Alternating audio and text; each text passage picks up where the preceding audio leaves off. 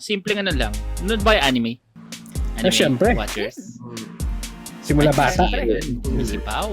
Hindi. Hindi ka nanonood ng anime? Nanood naman ako nung Ghost Fighter, Voltes 5, Dragon Ball, Fairy Tail yung may pinaka-latest na na napanood. 100 Hindi na ako makapag 100-year quest. Pero yung edad, guys, ha? Yung mga edad. Oo. Kasi same din. Nagkakalaman sa edad. Si Shell kasi, Astro Boy. Uy, ikaw yan. Kimba the White Lion. Mga ganon. Takore, yung mga yun. Ang napanood ko kayang mga anime na yung mga Sige. Sige, Sumagot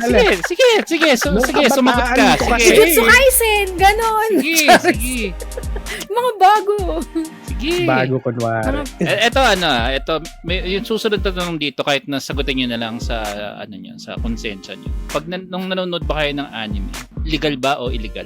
Noon, nakadub pa nga Tagalog eh. So, legal naman yun, di ba? Lately na lang naging yung pinaka-legal na anime na pinanood ko sa Netflix yung sa High Score Girl, yun lang. High Score Tawag sa pinaka-legal.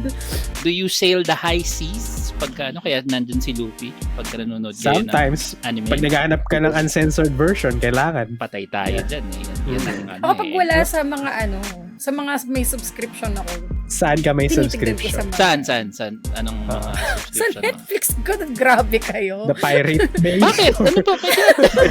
Live Torrent, Torrent Freak, L337, U-Torrent? Mga ganon? Nya SE. Saan Oy, ka nagka-trauma na ako sa torrent, di ba? Naalala nyo, yung friend ko na nag-send ng link sa akin ng game.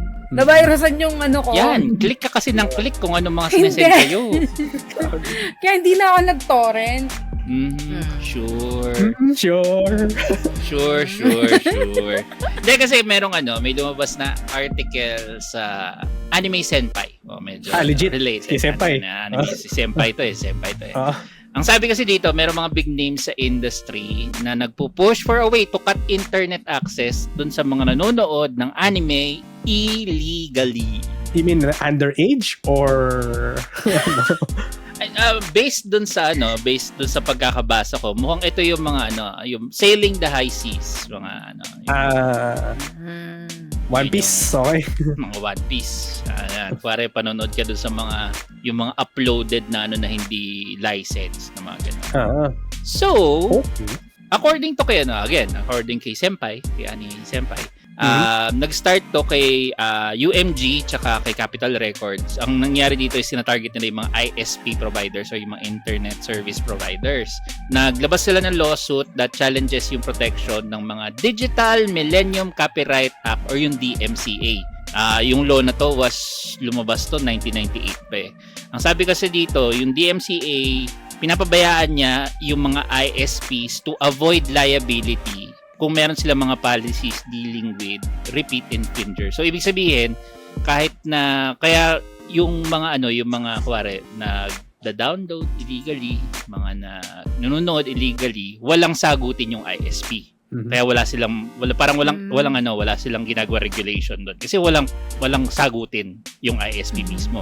So itong lawsuit na to mangyayari is kung nag-side yung court doon sa lawsuit, mas malamang magkakaroon ng major change yung kung paano gumagana ang internet access. Kasi ibig sabihin, kahit na anong ma-access nung mga tao using that internet service provider, may sagutin na sila.